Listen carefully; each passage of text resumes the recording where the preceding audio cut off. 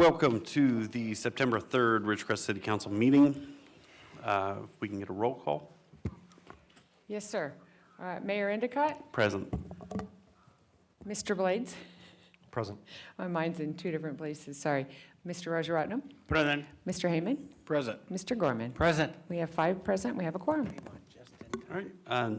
Next, approval of the agenda. Do I have a motion? Motion to approve. And a second? Second. Please vote. We have slides up there today. Yay. Yay. 5 ayes, motion carries. Okay. Next, I ask you all to stand. We're going to do the Pledge of Allegiance. After that, please remain standing for the invocation.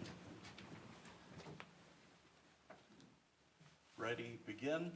I pledge allegiance to the flag of the United States of America and to the republic for which it stands, one nation, under God, indivisible, with liberty and justice for all. Please join me in prayer if you would. Our gracious God, as we are in the month of September and as we remember those fallen during the terrorist attack on September 11th, 2001, Lord, we ask your protection to our country, your security to our country, Lord. The terrorist attacks have changed our world, Lord. We have seen how easily strong buildings are fallen, how quickly lives are taken. Lord, we ask you to give us the strength to face the memory of those attacks and the changes it has brought in our life. Lord, I thank you for the bravery and the sacrifice made by the people who saved lives on that day. The first responders, the firefighters, the rescue crew, and even the passengers on flight United 93. Comfort and strengthen the families and friends of those who died in those attacks. Lord, give your healing and your patience to the survivors of the attack who live with continued physical pain or psychological pain. Lord, but one thing we noticed on that awful day, we have witnessed the American strength, the ordinary people rising to the occasion and doing extraordinary things to save the lives. Lord, may we always remember that and show our love to other people. Give your compassion to us so that we can show our love to others and recognize the need around the world. Lord, give your hope in times of uncertainty. Lord, give your peace. In Jesus' precious name I pray. Amen. All right. First up, we have our first presentation on Hunger Action Month proclamation. Would the council like to follow me down?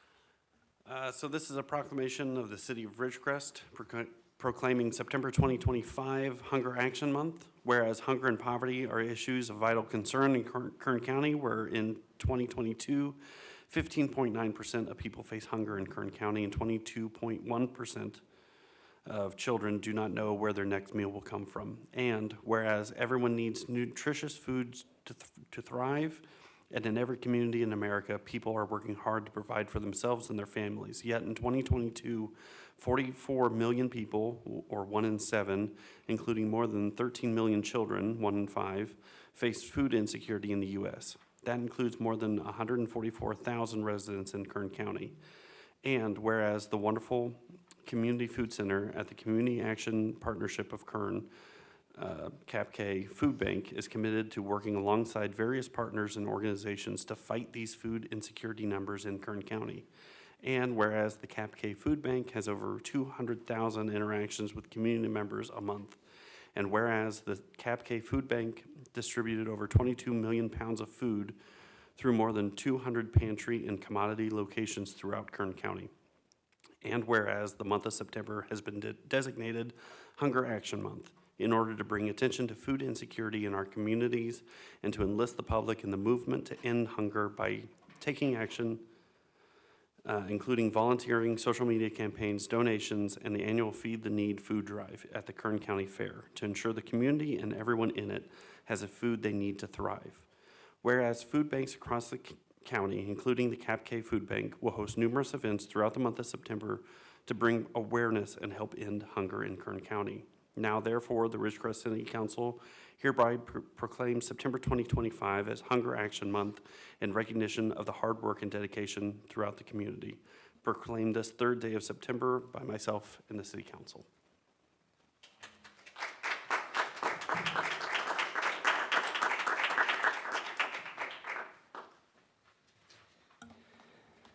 Thank you, Mr. Mayor and City Council members and community leaders. On behalf of the Cap K Food Bank, I want to thank you for this proclamation recognizing September as Hunger Action Month.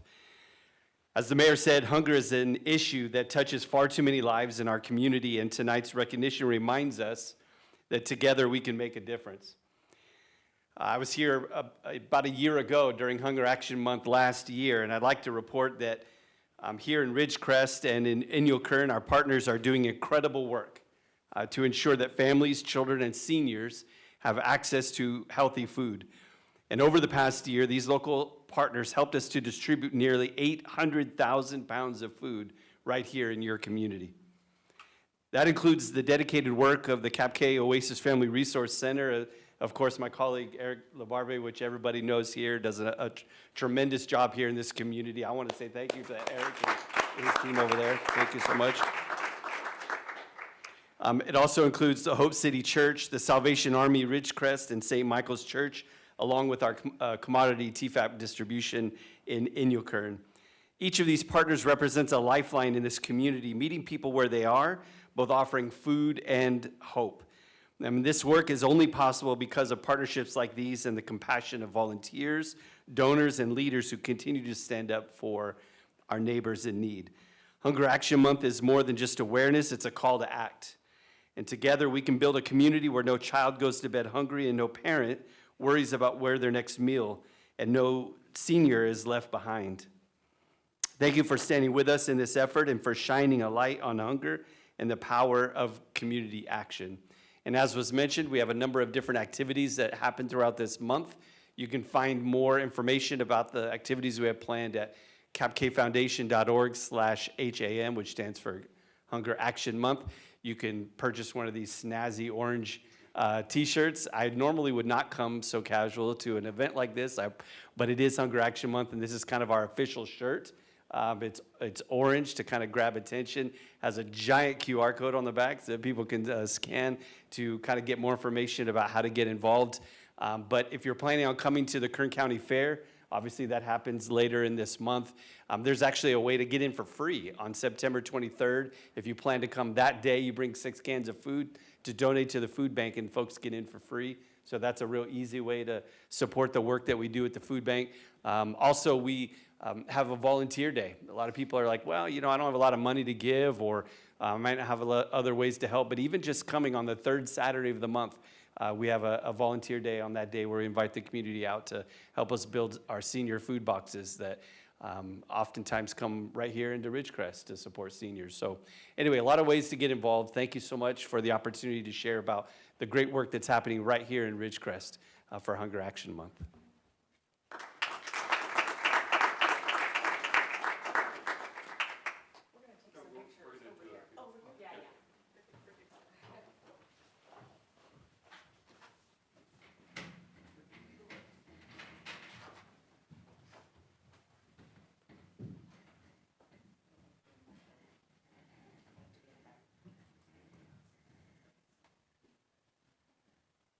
Which camera do you look at?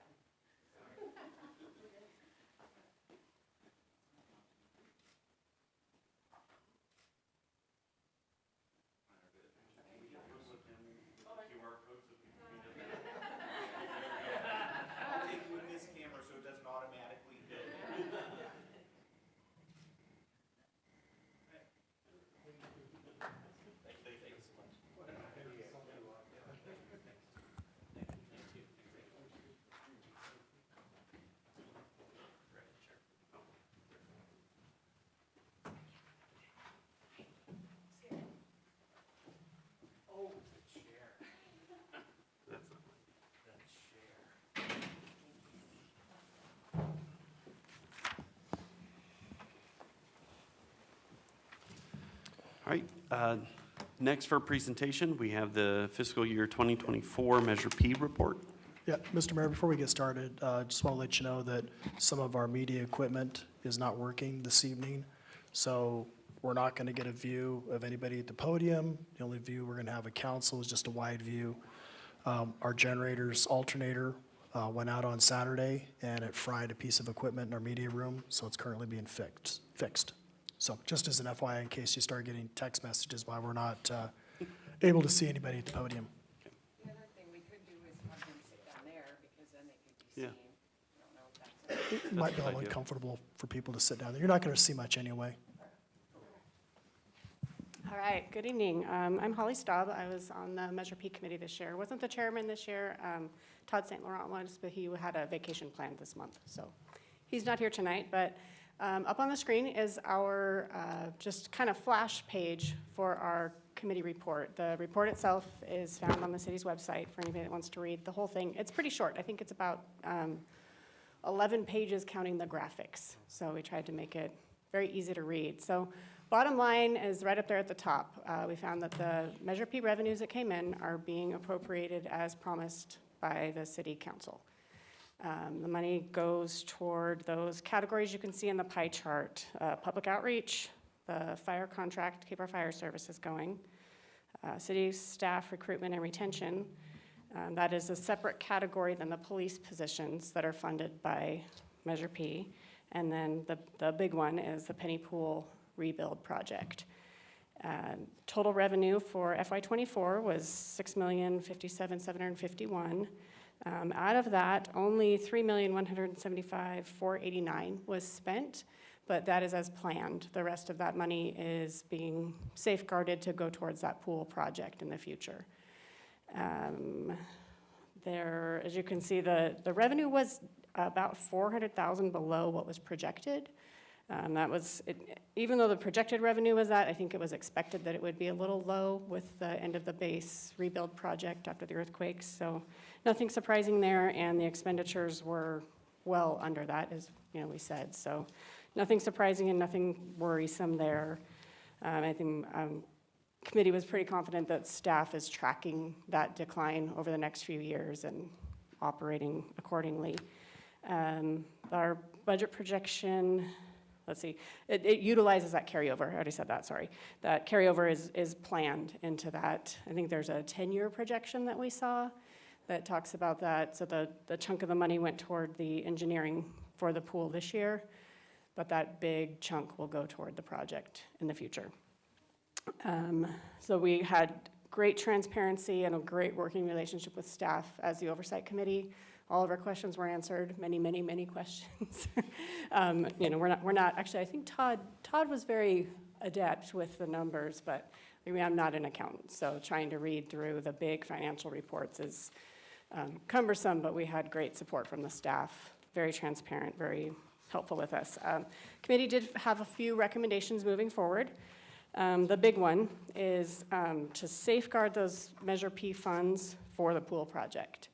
The category, the area that we had the most concern about is that recruitment and retention category.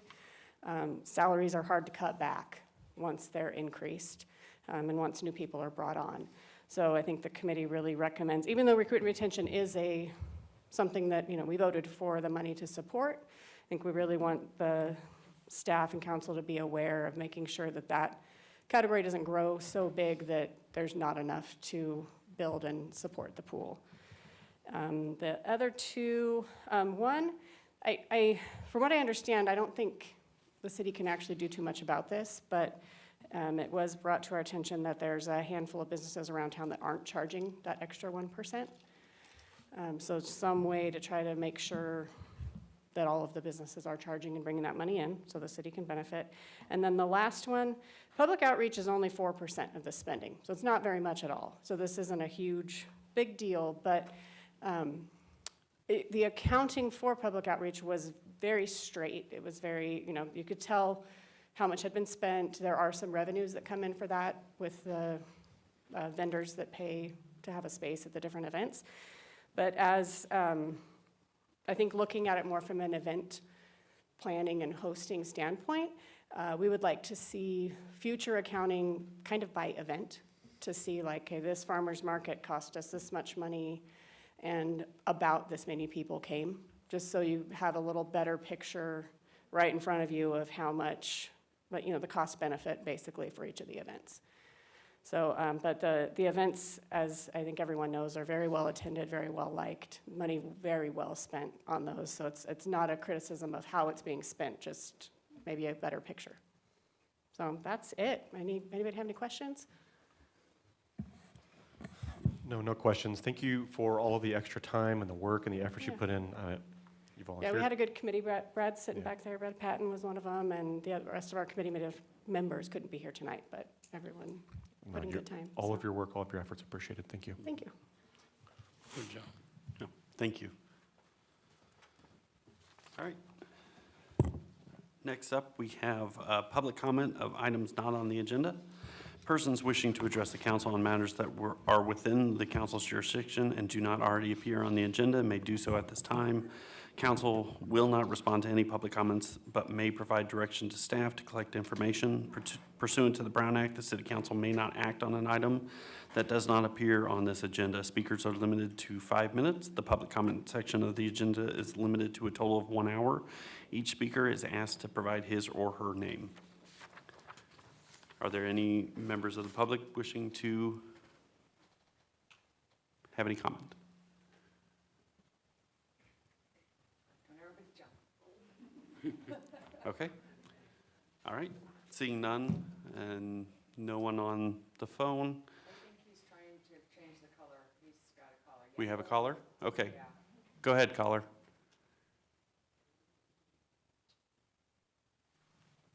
My phone. Okay, go ahead, caller. Oh, yes, it's Mike Neal. Can you hear me? Yes. Hello? Yes, we can hear you. Okay, very good. Okay, I'd like to address two privacy issues that have been going on here in Ridgecrest for quite some time. Let's start with the first one, which is I see I was ready giving a hands down. What's that all about? You were very loud in the chamber, so I was asking IT to turn you down a little bit. Oh, okay. I'm sorry. Okay, I'll continue. Anyway, we now have, I'm not sure exactly how many installed, probably close to a dozen cameras all around town. They're watching you 24 hours a day, 7 days a week. They're taking your picture every single time you go past it. This is called the Flock Safe, quote unquote, safety system. And supposedly, used to help crime. But it also keeps you recorded. And if you drive around very much at all in town, say once a day or so, you're going to have your picture taken and recorded and kept for 30 days, each occurrence on a rolling basis. So if you like being surveilled, then I guess you can enjoy life in Ridgecrest, because you are now surveilled all over town constantly without end. And I objected to this when I first started, and that fell on deaf ears. And every time I ask for information about it, I get a kind of a friendly response. But they're shielding it by saying, well, the data's encrypted. It actually belongs to Flock Systems. As they take it, you can't say, give me my picture everywhere I've had it taken or anything like. You really can't know, other than just take your best guess. How many times did you get photographed today? So forth and so on. So I'm just going to continue to bring this up so members of the public become aware and not get kind of immune to this situation, and realize that they're under constant watch now. The other one, which is kind of interesting how it turned out at the last meeting, I asked the mayor if we could have an agenda item to have a presentation about Placer AI. Wanting to know, how many times have been used, who's used it, who's been given the data, all the various information about that. And here's kind of how it went. The mayor brought it up, so a member of the public could ask it, and then one little statement from the city manager. He told the mayor, well, we talked about that in the car. And that was it. End of discussion. No further pushing for the request. So I'm going to make a request tonight. I want to give my own presentation at some point in the near future. I've asked for all the detailed information about Placer AI and what kind of data has been pulled out of it, what kind of demographics have been looked at, what kind of outside the city agencies has had data supplied to them and so forth and so on. And I'd like to hear at least one courageous council member ask that we have this put on the agenda for me to make a presentation about the data that I'm going to obtain out of my public records request. And this is aside for the mayor. In case you don't know, there's a good 20 to 30 seconds delay in this system. The only way to watch is on YouTube. And once you say something, I don't hear it for 20 or 30 seconds, so I'm going to call in. And I've noticed a number of times you haven't waited that long, and I did actually get cut off one time because of that situation. So give us plenty of time to call in after you say something, because we don't even hear it for 20 to 30 seconds after you say it. Okay, That's all. thank you. All right, any other public comments? No more calls? Okay. So we will move on to council announcements and direction. Does any members of the council have any announcements and/or direction? Yeah, I have a few things. So the viewfinders are going to have their, it's round 7, right, Rika? Yep. It's going to be at the fairgrounds, October 3rd through the 5th. So once again, October 3rd through the 5th at the fairgrounds with the viewfinders. And then the Parade of 1,000 Flags, September the 6th at 9 a.m. The parade starts in the Sierra Lanes parking lot at 9 a.m., and then we'll travel north along China Lake Boulevard and concludes at Freedom Park with a remembrance ceremony. Same day, September the 6th, 3 to 7, there's going to be a Cars and Stripes car show. So Saturday, September the 6th, 9 a.m. basically to 7 p.m. There's stuff going on. All right, thank you. Anyone else? Yes, I do. I want to piggyback on the announcement Councilman Blades made. There is a candlelight vigil service on September 11th, Thursday, at 7 p.m. at Freedom Park. So that is, that starts at 7, probably goes till 8:30. So I would request whoever is possible to attend to be there. And the second one is, in view of the notice of hearing received from East Kern Healthcare District, I was going to ask for a discussion item, but I heard something about town hall. Yep. So do we know when we have the town hall? Yep. So we're doing the town hall on September 11th from 5:30 to 6:30, right before the candlelight vigil. Please come, ask your questions. We should have good representation to answer any of your questions. Or since I am the LAFCO representative, I will take those questions to LAFCO in Bakersfield on the 3rd Wednesday. I also wanted to point out, last night at our quality of life meeting, it was asked if we could do a public viewing for individuals that don't have access to Zoom or don't know how to Zoom, if we could set something up so that people here could view it and be able to participate. Yeah, we will have IT staff on that evening. We'll have our WebEx going so people can call in. For the LAFCO meeting? Oh, LAFCO meeting. Oh, I'm sorry. We can research that and see if we can make it happen. Okay, thank you. Any other council announcements or direction? I want to, with Councilman Blades, remind everybody about the 1,000 Flags March. I enjoy that every year. It just lights up my soul to be involved in that. That marvelous march where all the flags are put in the park. And it makes me glad I'm in a small community that does something so wonderfully dramatic. And that's it. Backing up what Holly Staub had to say in her presentation, be aware of that 9.25% retail tax you pay here locally. That goes into those pie charts that Holly had up. And buy local, for goodness sakes.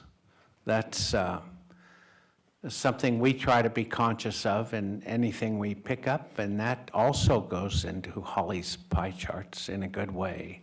Thank you for that, Holly. That's all I have. All good? All right, moving on to consent calendar. All items listed on consent are considered to be routine and non-controversial by city. Mayor, can I disturb? Absolutely. Before we start that, can I ask for a small correction? Or do we need to pull the item, Rika? We don't need to pull it, but let's go ahead and let him read that section, and then you can make the correction after that. Oh, okay. Yeah. I mean, one of the minutes, August 6th minutes, Mr. Wicknick's name is misspelled, so I just want to correct that one in the public comment. Okay. Thank you.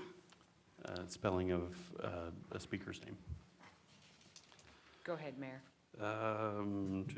Consent items may be approved by one motion if no member of the council or audience wishes to comment or ask questions. If comment or discussion is desired by anyone, the item will be removed from the consent calendar and will be considered in listed sequence with an opportunity for any member of the public to address the city council concerning the item before action is taken. There's one consent item and is listed on the posted agenda. Does any member of the council wish to have an item pulled? No, but we have the one correction. Yes. Okay. Does any member of the public wish to have an item pulled? Seeing none? Do I have a motion? So moved. Second? Second? Motion Please. and second. Please vote. 5 ayes, motion carries.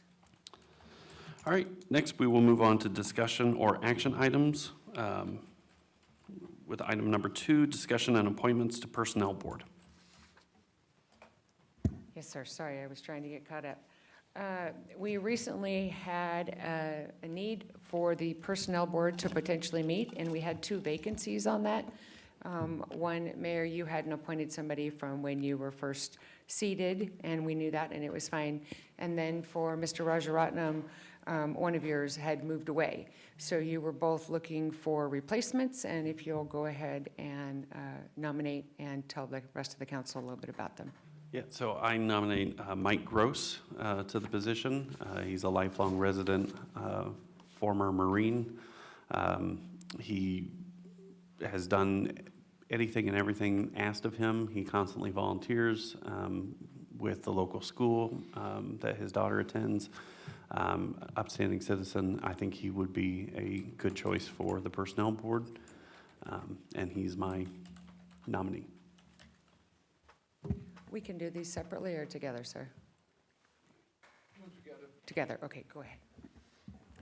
I have the pleasure of nominating Mr. Adrian Ochawa, resident of Ridgecrest for 24 years, and he knows our community very well.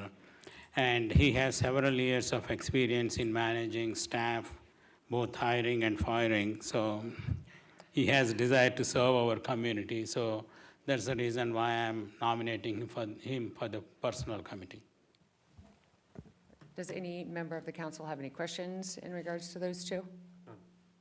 No? So we can just do a minute motion if I could. Oh, sorry. Thank you, sir. Public comment on that, anybody?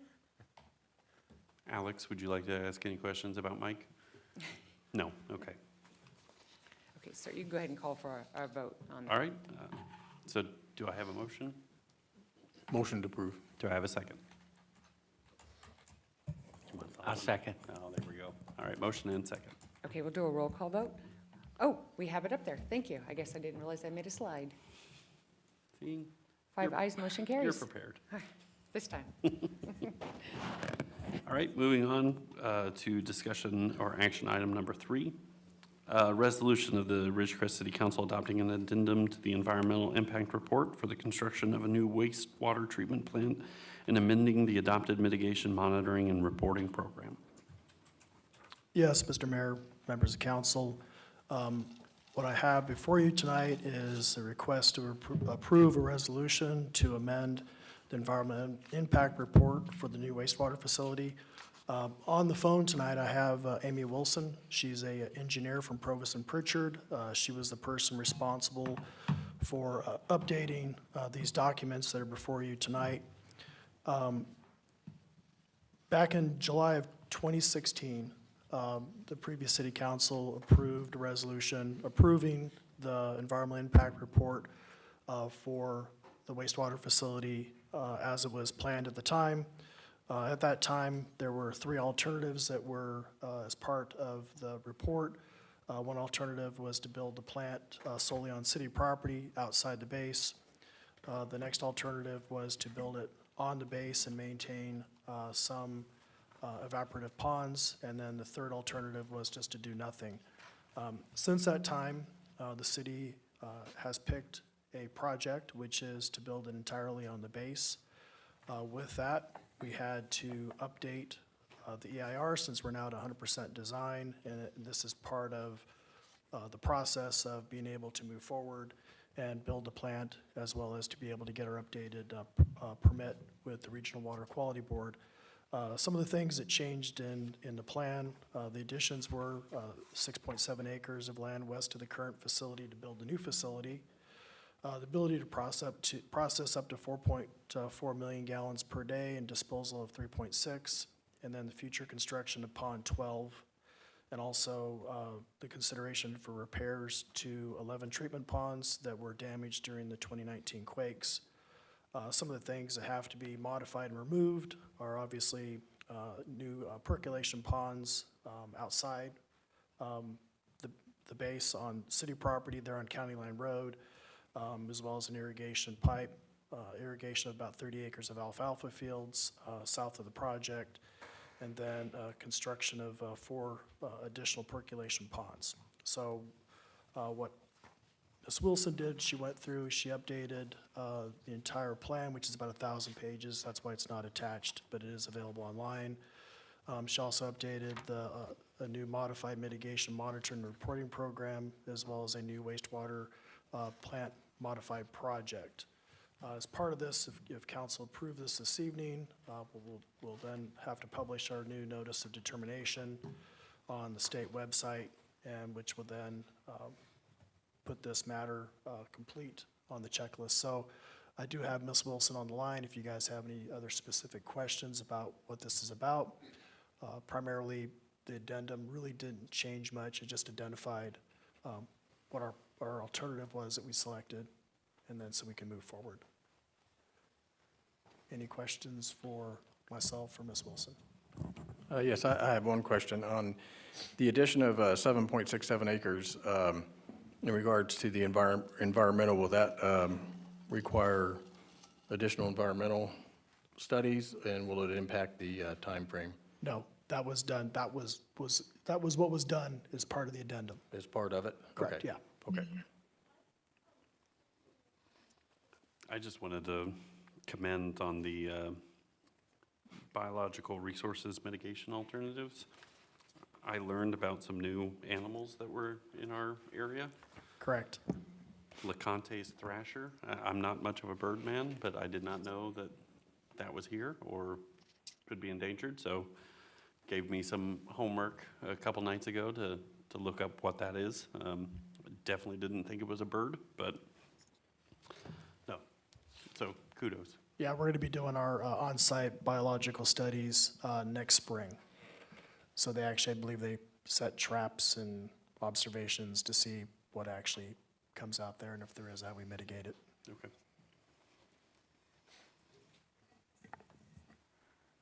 So, Mr. Strand, so this means we are totally abandoning the originally proposed new construction, right? Correct. Yeah, we're not going to be building anything on city property outside the base. That selection was made when we approved the easement agreement with the Navy. That was a decision made at that time by that council. Oh, okay, thank you. No questions. I would recommend that you asked if the public has any questions, and I was going to see if Oh. Skip had anything. sorry. No, I don't, sorry. Any members of the public have any questions? Someone on the phone? Go ahead, caller. He's got to transfer him over. Okay, go ahead, caller. Okay, yes, hello everybody, this is Mike Neal again. Let me make sure my TV's on mute, okay. One thing that I need to make sure that you guys push on the city manager to be sure that is included in this project is a inexpensive, easy way to add on recycled water treatment. This is something the Water District has been pursued. They've proven that they can do that equivalent to the current cost of them providing water to the customers right now. And they've been stonewalled as far as making any progress. However, coming in, I believe, in November, the current contract, whatever such manner it is between the city and the GA, I believe is supposed to terminate, which could have been terminated earlier than this, but like I said, that's been stonewalled for some unknown reason because it's a benefit to the people in this valley to get access to that additional over 2,000 acre-feet of water per year. So you guys need to hold the city manager accountable and make sure that he's going to do everything he can in his planning to make that easily attainable. Thank you. Thank you. Any other public comments? No? Okay, seeing none. Is it a vote? Yep. All right. Do I have a motion So moved. in a second? I'll second. Motion and second. Please vote. 5 ayes, motion carries. Thank you, Amy. Thank you. Next. Thank you. Oh, thank you. Next, we have discussion or action item number 4, adoption of resolution instituting rules of order for council meetings. Thank you, Honorable Mayor, Council Member. This is a follow-up to the council discussion and direction to staff that you gave at the last meeting, I believe. Before you is a resolution with an attachment which constitute the rules of conduct for your council meetings. They reflect the changes that you identified that you wish to make. With that, I'll take any questions. Thank you. Any questions? No questions at all. I thought we had a pretty good discussion last time. I think we came to a pretty decent consensus, and I appreciate the efforts.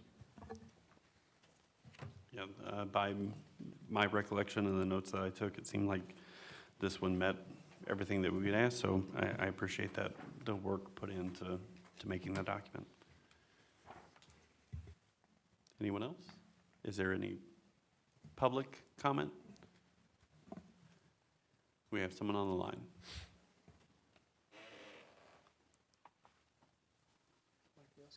Okay, go ahead, caller. Yes, this is Mike Neal again. Just like to make this statement that this change in what you're calling rule of order, which the whole thing's centered around council members being allowed the opportunity to have future agenda items put on the agenda. Just like to give you a little history. I have never once in over 20 years of attending council meetings seen a consensus of more than one council member being able to put an item on future agendas. They have always had the right to ask to have agenda items put on, and they were almost always put on. All of a sudden, because an unpopular item came up, it was falsely stated that you had to have a consensus to do this, which, once again, had never been practiced. And after all the discussion, now we got to have at least 2 council members in agreement to put something on the agenda for a future agenda item. As far as I'm concerned, this is kind of a slap in the face to the thousands of people that vote each particular council member into office. And these guys should be afforded actually the respect of being able to say, well, I'd like to put such and such on a future agenda item, just like all of their predecessors in all past history on city council have always done. But because all of a sudden a little more control wants to be exercised, now we got to make this change. And I've emailed you early on, all of you, every one of this, and pointed out that the then current city municipal code did not require this. But of course, now it's been pushed through.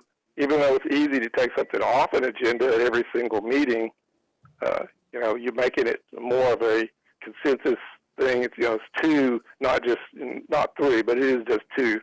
But like I said, it shows a disrespect for the council members' positions as elected representatives of the people, and I'm not pleased with this at all.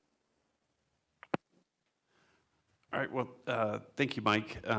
I do want to mention that before we discussed this at the last city council meeting, I looked at various other city councils and what they did, and this is on par with a lot of other city councils.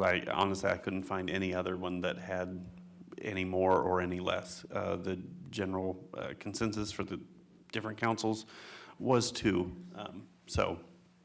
But I appreciate you calling in. Yes.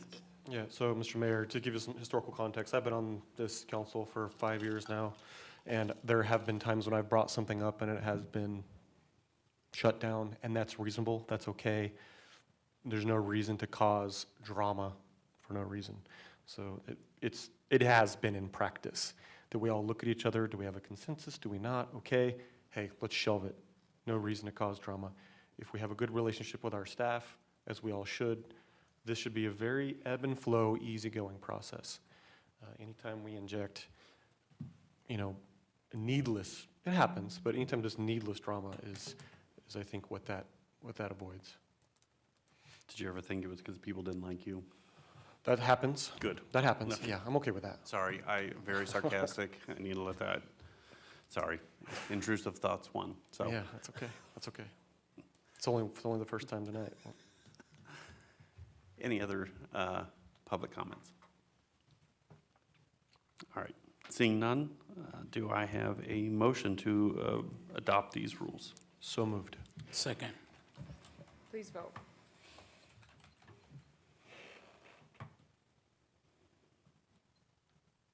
Five ayes, motion carries. All right. Next, we move on to ordinances, number 5 on the agenda. This is a second reading and adoption of ordinance of the City Council of the City of Ridgecrest, amending the Ridgecrest Municipal Code regarding commercial landscape maintenance.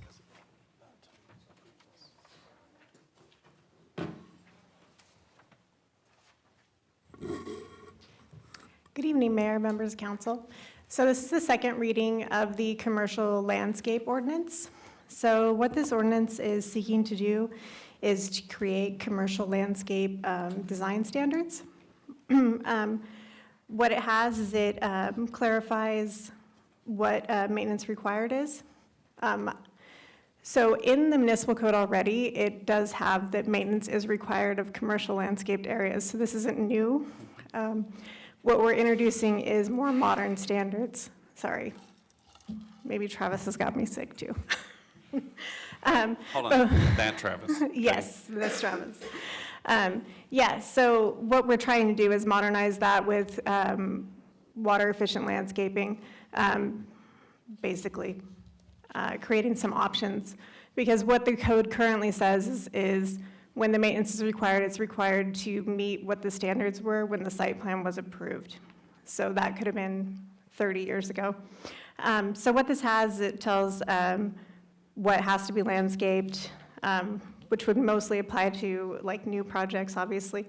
But anything that already is landscaped, it gives some options, an idea of what those requirements could be for like trees, shrubs, and ground cover. We also updated the section for hardscape materials too, so that we included that.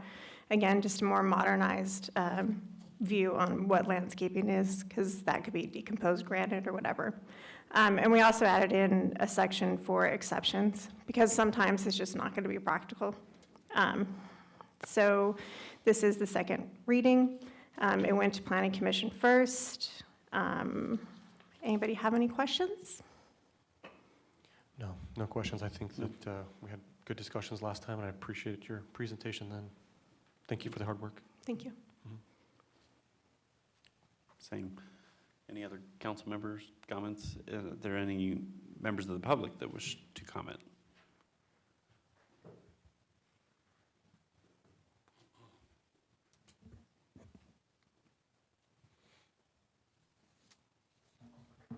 Hello. Okay, is this on? Can you hear me? Yep. All right, so I'm Rebecca McCourt. I'm with the Ridgecrest Chamber of Commerce. So we really appreciate the efforts put into this. We've followed it through Planning Commission, first reading. But we just wanted to come this evening to ask, because we appreciate the exceptions and that the ordinance allows community development manager or public works to reduce requirements or make exceptions, like you said, if the standards are impractical. Could there be clarification on what the criteria or process will be used to make these determinations so that the business community has confidence that they will be applied fairly and consistently over time?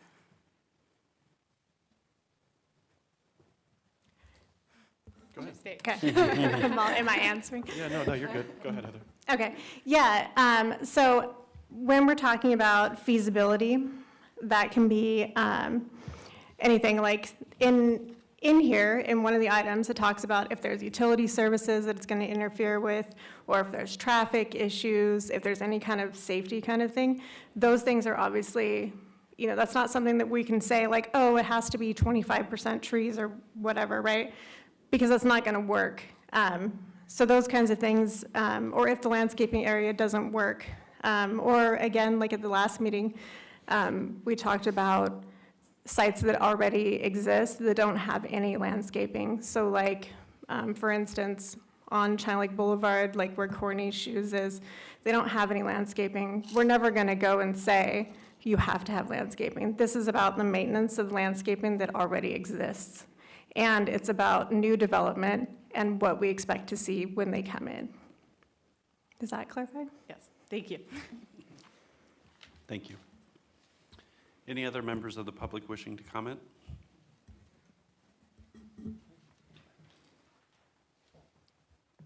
I'm just going to give the phones a second, just in case Mike wants to call in. Nothing? Okay. All right.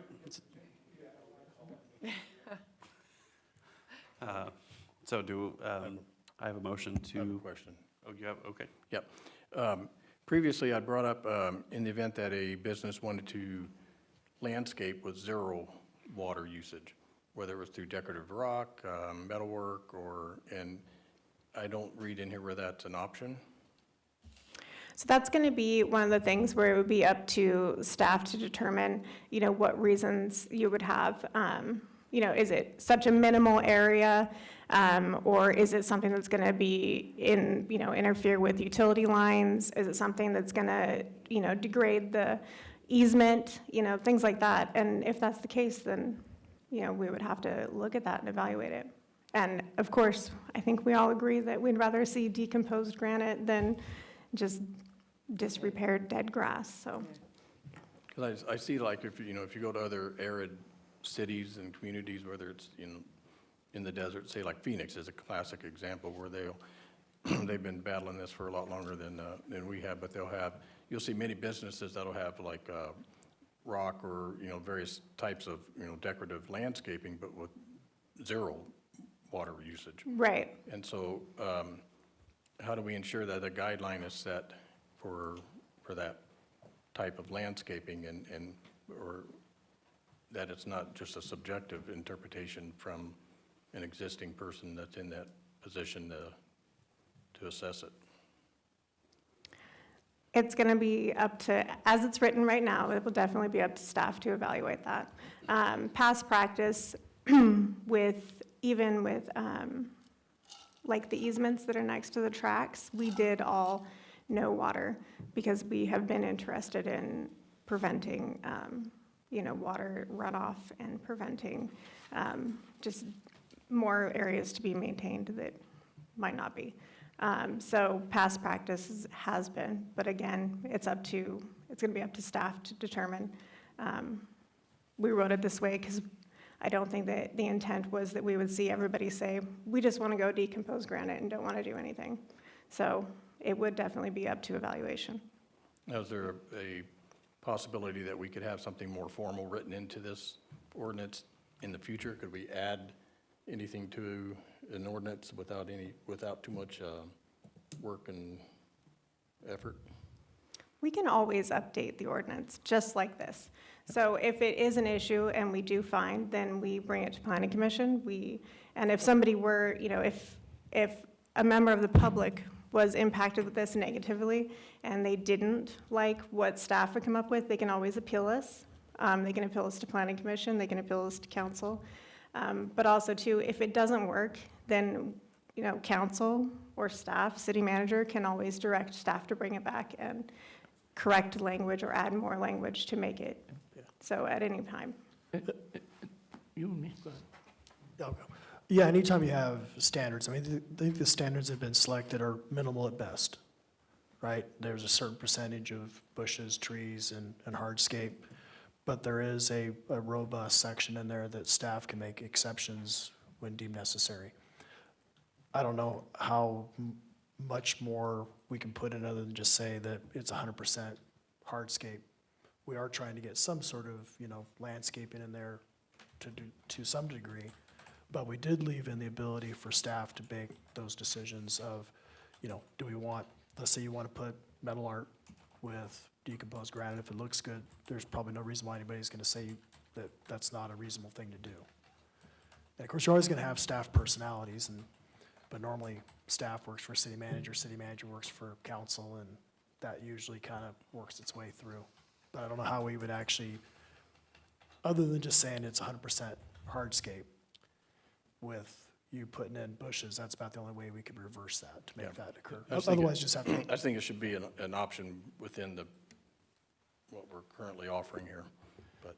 Yeah, Scott, it seems like if I'm reading the tea leaves correctly, it seems like we're trying to strike a balance with not being too prescriptive and giving the staff some leeway, because there is the danger of drilling down and drilling down and drilling down and drilling down, and then we're so prescriptive of what goes where that you don't give people much leeway in what they can do, what's affordable, what makes sense with what's existing. That's how I read the leeway that's put in there. I understand the concern that future staff could be over prescriptive just because it's their opinion. I think that's why we have elected leaders. We could probably have somebody could certainly appeal to us, but Heather, you're not going anywhere for a while, are you? Because I think we're probably good for the foreseeable future. I have a naive question. As you proceed north or south on China Lake Boulevard, there's, I think mostly on the east side of China Lake Boulevard, there's 1 or 2 or 3 areas that are neglected. And the areas aren't always, it's not clear who might own that or be responsible for it. It's possible people don't know. Is that your outfit's normal way of going to become aware of it as I am and, pull in, walk in, find whoever the owner or manager is, get their attention, take them outside, let them look? Do you do stuff like that? Do you try to ease the blight on your own? So I believe the area that I'm imagining you're talking about is, it's under a track map, and that track map has CC&Rs, which is agreements between the various property owners on how those are maintained. So all of those parties are responsible for the maintenance of those areas that is not being done right now. So it will be up to their attorneys to determine, which is probably already in their agreement, what percentages is they're each responsible for, so. I can see there are circumstances that might crop up, like, well, Kmart closing, that would leave the CCNR, some chairs unstaffed, some decisions not made. I'm unsure what we can do about that. There's still a property owner that's responsible for the property. So even if they don't have a current tenant, there is still an owner. So Okay.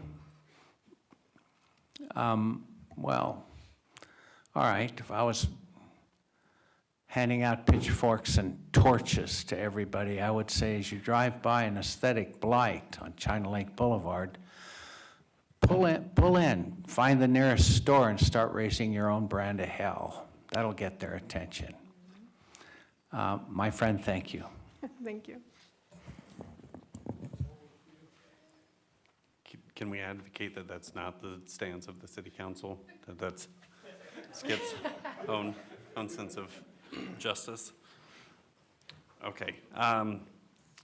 Any other questions? Public, any questions? Do not anger Skip. All right.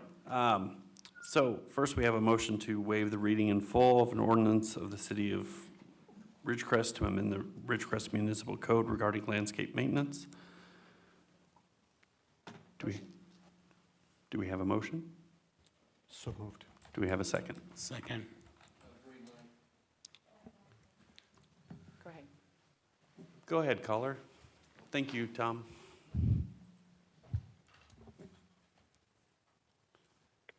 Go ahead, caller. Yeah, can I make a comment on the landscaping? Yes, ma'am. Okay, all right, listen, I just want to know, are they going to allow metal to be put in probably posts, because it's very attractive. When you go down the Boulevard, across the street from Coldwell Banker, they have some beautiful plants planted in the ground with some stakes. They're very strong. So is this going to be part of the... Caller, you're cutting in and out. It's really hard to... I'm sorry. That's okay. I think you're... My phone's kind of going in and out. Okay, can you hear me at all now? Yes. Okay, I have a question on the planning for the landscaping in the future. Will metal sculptured plants be allowed in that procedure? If you go down China Lake Boulevard across the street from Coldwell Banker, you'll notice some beautiful landscape plants, yucca plants, and they're put in the ground with some very substantial stakes. Would that be something that a business could request for future landscaping possibilities? That's my question. Thank you. Thank you. Yes, that will be allowed. That's part of the hardscape materials. So it's, hardscape is any non-living component of landscaping. So any of those metal components would be considered approvable. Thank you very much for that. Thank you for the call. All right. So we're going to try the motion again?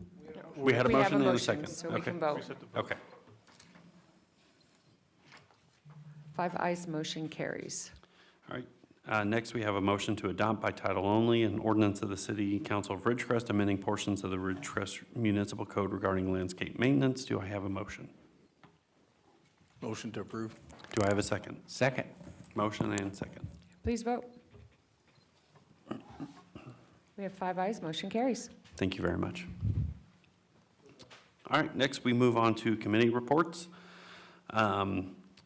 The Economic Development Committee, their next meeting is October 6th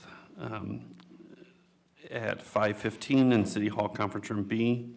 The Finance Committee, their next meeting is September 9th at 5:30 in City Hall Conference Room B. The Infrastructure meeting tomorrow at 5 p.m. in City Hall Conference Room B. And Parks, Rec, and Quality of Life Committee, we met last night. We had 4 items of business. We had an update on the Shetland Field project. It has been completed. If you've happened to see the city's videos on that, it looks fantastic. I believe from the conversation last night, Pony Field would be the next one up. Yes. Next, we have the Leroy Jackson JV varsity fence update. The hope is, and the goal is that should be done before the spring. We had Upjohn and Pearson Park basketball court projects were completed. And again, the city put out some videos of those. They look fantastic. I've driven by, seen people already playing on them. They look fantastic. And the big component of our meeting last night was the senior center update. We had a pretty good attendance of individuals continuing to keep that on the radar and bring up issues. An ad for the part-time position has gone out. It ended last Friday. The staff is going through trying to determine who to hire. The county is working with us to keep the meals going. And once we get the activity or the part-time worker, then we can provide activities for the senior center. We had a lot of individuals talking about wanting to volunteer, to get Happy Time. I'm failing on the last. Happy Time Seniors organization going again. A lot of seniors were interested in participating in that and filling out the board and presidentship. That's, did I miss anything? No, I think that covered it. I think they were really happy to see that there's action and concern from the city. And I think they've voiced too that possibly maybe getting the kitchen up and running and having hot meals again, but there seems to be a rallying of support from the seniors themselves and helping to get, they were talking about, the organization and to participate as much as they can, and about the possibility of rides, getting seniors to and from the transportation aspect, getting seniors to the facility, and more public out, not education, but just getting it out into the public more and in front of the seniors, that what's available and that way they can have more seniors that are showing up. Exactly. So, and we agreed at the committee meeting last night to carry it forward to a future agenda item, just to stay abreast and on top of what's going on with the senior center. So it's a very important, it was a borderline a city council meeting last night, so, or night before. So anyway. Okay, moving on, other committees, boards, or commissions. Anyone have anything to add? Okay, well, I will say I have my LAFCO meeting in 2 weeks, which the hospital annexation into the East Kern Health District will be a topic. Again, we have the town hall next Thursday. I welcome anyone to come out that has questions. We'll have qualified individuals up here to answer and to provide as much guidance and information as we can. And then I can take any further questions to the committee in 2 weeks. Who are the people who are going to be here? We'll have Tom Hayes from the Ridgecrest Regional Hospital. He's also going to have one of the current board members from the East Kern Healthcare District phoning in also. And I do believe we'll have a representative from the Navy here too. Yep. So I want to remind you, there is a 9/11 vigil at 7 o'clock, so We're aware. we don't want to have a conflict. No, it'll stop at 6:30. The thought was that if we are already having people here, we can then just transition out to the vigil. I raised this flag last time, and I'm gonna raise it again, that any time, especially, we have you as our representative going to a larger committee like this, we already see how much of an impact like water has on us, for example. This is an huge impact on us as well. And having our local hospital be a part of a board, or be a part of a district, sorry, I'm a little sick, that could eventually end up taxing these citizens, I think it warrants a deep conversation. So I am not specifically asking for it to be an agenda item, but I am saying that we should be thinking about that. So I agree with you, but the taxation still has to be voted on by the public. Sure, sure. But for it to make there, right, what is this council's position? Right, those are discussions we need to have. I just want to comment. I mean, if at all there is an issue of taxation, that would be for seismic developments, which is required to do, I think. And Sure. I'm guessing, because Sure. the state said it has to be completed by 2030. Sure. So they need to raise funds unless they get funds from somewhere. I'm not saying it's not something that doesn't need to happen, but I'm saying that if this council doesn't figure out, take a position and express that to the public, that's a very important thing. Yeah, I Mr. agree with- Rajaratnam, there will be, the vote of LAFCO, from what I understand, is just to accept the engineer report from the hospital. This actually coming to a vote of the community is not, that date has not been selected yet. So we still have a lot of time to be able to have those public discussions on whether or not there's support for this or not, and what the benefits and the drawbacks potentially could be. Yep. You just And gotta, if you would like to add it as a future agenda item, we can. no, I think it's not, we're not ready for that yet. I'm just raising the flag that we're thinking about it because it's a thing, and it's gonna be a thing, and this community will be facing it, and the next thing we know, we'll have a lot of people lined up really angry that we never started even talking about it or brought it up. I'd concur with Councilmember Blades. Councilman Gorman, you have anything?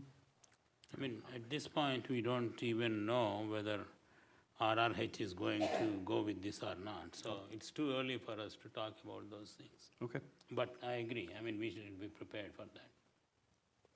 All right. Next, we move on to the city manager report. Yeah, just one thing. Martin, the chief, and I will bring in a discussion item to you guys during the next meeting regarding social host ordinance for fireworks. We made that indication to you guys during the budget that we bring that forward to you guys for consideration. So next week, we'll be bringing a draft ordinance, nothing for you to vote on, more just for you to discuss, think about, and give staff direction. Okay. That's all I have. Everything else was covered during the quality of life report. Sorry to steal your thunder. Oh, steal thunder. Next, future agenda items. Any member of the council have any future agenda items that they would wish to have on the agenda? Seems tautological, but seeing none. Mayor and council comments. I love starting with you, Skip. He's looking at me. This has been a pretty serious meeting. I have a story I might tell if the rest of the council will indulge me. And I'll close the loop properly. Long ago in Englewood High School, I think, which was a wonderful high school, I think I was perhaps a junior, and my sister, a year older than me, was a senior. And she was in a drama class, drama. And she was telling my mother that she has to go to a live theater thing to pass the class. And there was only like 3 weeks left in the semester, the quarter, or the year. And so my mother hit the roof and told her, "You waited way too long to tell us this." So she got out the Los Angeles Herald-Examiner, and we looked in. I'm hanging around watching all this. Hopefully my sister's going to get in trouble. This is cool.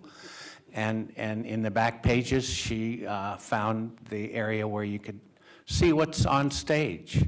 And she found, something she figured my sister could absorb. It was obviously a murder mystery.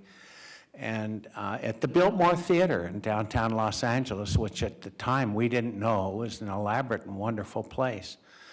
And she pointed at me, "Skip, you drove." I drove before my sister, even though she was a year older. She forgot a lot of stuff, failed tests.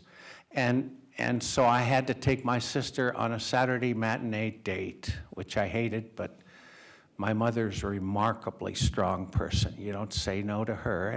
And indeed, my sister and I went to the Biltmore Theater that Saturday to see a matinee of a murder mystery of some sort.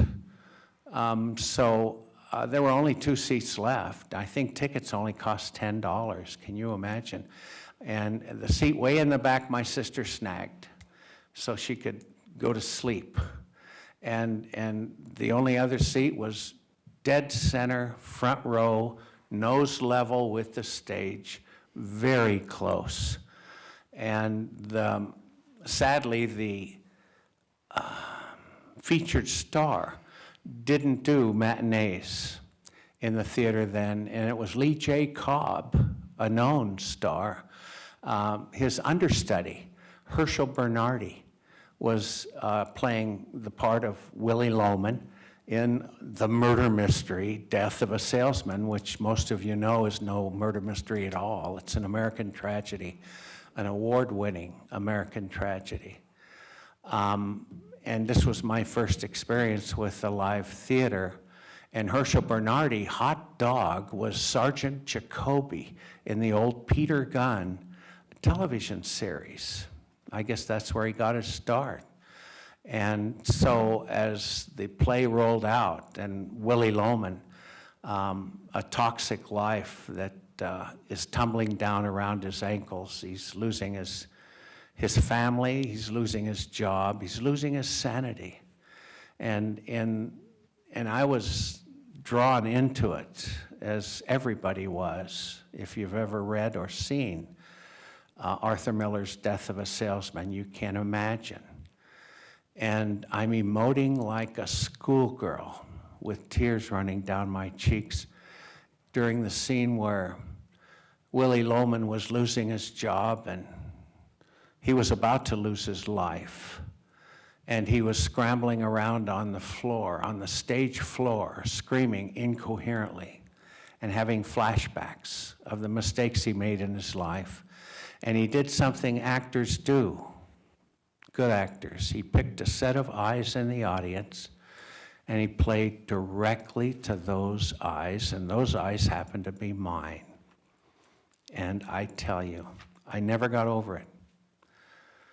I never got over that theatrical experience, and from then on, when I started my little family out here, I decided we'd all start with musicals, all the good musicals ever done, from 42nd Street to Oklahoma, to Music Man, to this, to that. We signed up for going to the theater at the Pasadena Playhouse and the Music Center, the Pantages, everywhere we could that had good. We never lasted long enough as together before we even grew up and flew out of the nest before we could graduate from musicals to dramas. But that's okay. I was struck, as I still am, and looking into the future, we just got a good briefing on the swimming pool, and I could almost feel the moisture from diving in. I hope I'm the first one. But looking beyond that, once the pool is part of our community and there are other things to grow with, I'm thinking we ought to have a first-class community performing arts center here in Ridgecrest. And I have a long-range strategy where we might move in that direction. And you're hearing the term first here, Community Performing Arts Center, and you'll be hearing it again, at least from me. But we're looking way into the future. That's all. Thank you.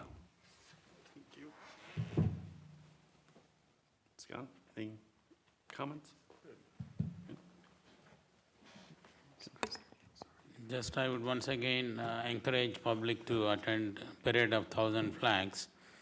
I mean, it's important to recognize who started this. This was started by Pat Farris, who passed away last year. So this is her brainchild, and she was bearing the torch for this all these years. And I want to thank Pat Farris and her family for starting this event. I don't know how many communities have this. I know one community, because my son went to Pepperdine University. They do 2,977 flags because there's a number of victims that died on that day. So let's all pay our respect to the people who sacrificed their lives on this Saturday. Thank you. No. All right, I will wrap up the comments. On this day in 1894, Labor Day was celebrated for the first time. Also want to highlight some of the school sports that are going on. Last week, I was able to go to a Burroughs volleyball game against Lancaster. They did fantastic. I don't know much about volleyball, unfortunately. Ron has given me some advice on some of the name. What was the name of the person in the other color jersey? Libero. There we go. So I'm learning more about volleyball. I know that they have 3 hits on each side, but it was an absolutely fantastic experience seeing the players on the bench supporting the players that were on the court. It's fantastic. Burroughs High School football varsity team got their first win in over 3 years. That was a fun experience to see, all the players on the field after the game, realizing that, there are 4 years of work. They got that victory, so it was nice to see that hard work pay off for them.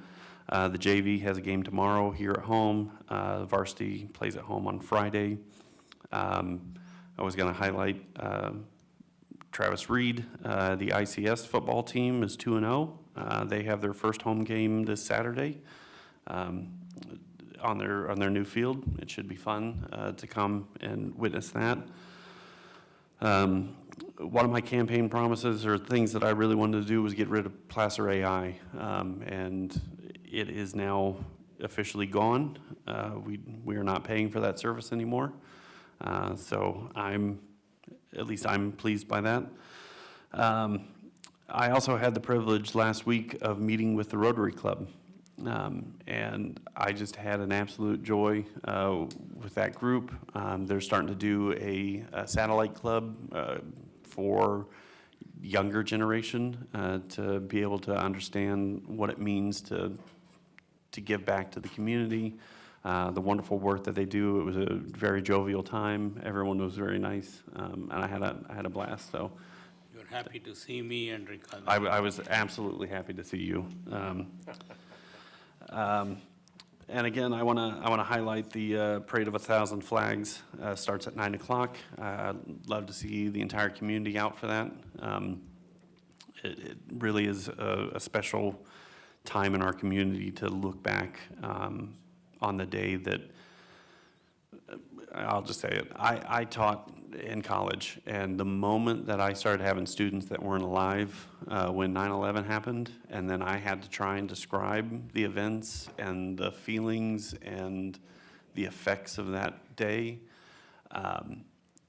it helped me understand the significance more, because I was a high school student. I remember having the TV on, and everyone just, you couldn't make sense of the events of that day. Like, I don't know, I probably 17 years old, just watching the second plane hit the second tower, and I couldn't really grasp what it was. And so I'm trying to tell these students of what it was like that day. But unfortunately, it's not just what happened that day. It's the days, weeks, months, years, decades after that has left such a vital impact on our community and on our nation. So that about wraps it up. The only thing that I will end with is the NFL season starts tomorrow. The reigning champion Philadelphia Eagles take on some team from Dallas. That doesn't need mentioning. But with that, I will say go Birds. If you are a football fan, I hope your team does well, but just not well enough to beat the Eagles this upcoming season. So with that, we will adjourn. Thank you all for coming. Thank you all for coming up and speaking. I really appreciate it. Mike, thanks for calling in. And I didn't get the other woman's name, but thank you as well. You guys have a wonderful evening, and hopefully we'll see you out Saturday at the Parade of 1,000 Flags.